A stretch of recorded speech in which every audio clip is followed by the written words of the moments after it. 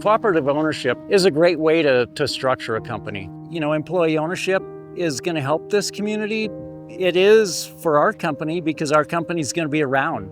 My name is Brad Burrett, and I'm General Manager of Empowered Energy Systems. My wife and I started Empowered Energy Systems in 2004. When I was young, I was fascinated with the idea of generating a person's own electricity, wind, solar, hydro. And when I went to college in Fort Collins, I went to study engineering, but I couldn't handle the math, so I got a degree in agronomy. And I still farm part-time, I love that.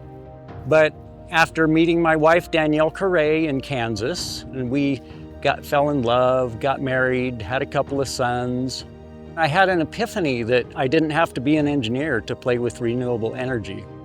My name is Danielle Carey, and I'm with Empowered Energy Systems, and I am the business administrator. As Brad and I considered how to continue this business after we retired, we thought about different possibilities. And in our past readings, we had read about worker-owned cooperatives. And so we thought that was a good way to go, but we felt we had to build the company before we could take that step. And it took us a while to really become profitable. Danielle paid most of the bills with other jobs early on, and we're very excited that we're at the point of that we could make the transition to employee co-op ownership. My name is JJ Riggs. I work for Empowered Energy Systems, and I've been on the core team for transitioning to a worker-owned co-op since 2023. When the transition was first proposed, it seemed like a very colossal and nebulous endeavor, but the process became much easier and more manageable once we formed our great core team, had the support of Rocky Mountain Employee Ownership Center, and the motivation of our two great founders, Danielle and Brad. You know, initially it was introducing our team to the idea, and that was, took quite a while to get them educated. We introduced them to the staff at Rocky Mountain Employee Ownership, and had a few Zoom meetings back and forth that way. And then it was, taking the plunge basically, and, starting the hard work of learning what it is to make that entity change with the lawyer, with the CPA, and the work associated with that. Well, being idealists, we had high hopes, and it is delivered. We hope that people would become more psychologically invested, and it's happened. We have a very qualified, dedicated team, and we wanted them to be able to continue the work with an established business instead of having to start anew.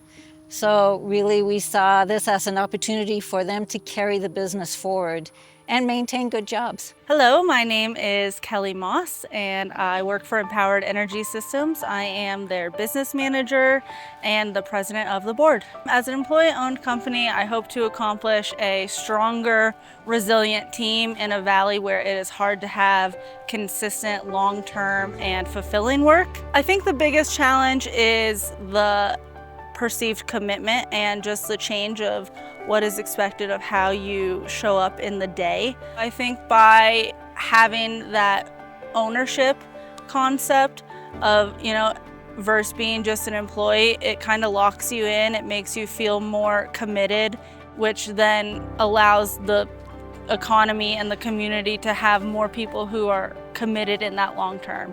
Well, from growing up in this rural area, I understand that there's a lack of local jobs that pay a living wage.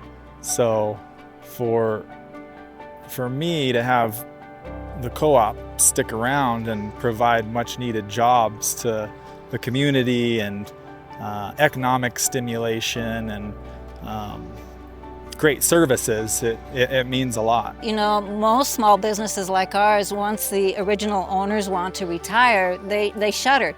And so, we saw that it was a really good opportunity for the employees to work within an established business, take ownership, and keep the work going. And these jobs are still going to be here, and the work's still going to be here, and it's going to be a good thing for the community. I would recommend transitioning to a co-op and selling the business to your employees, because that's worked really well in our case.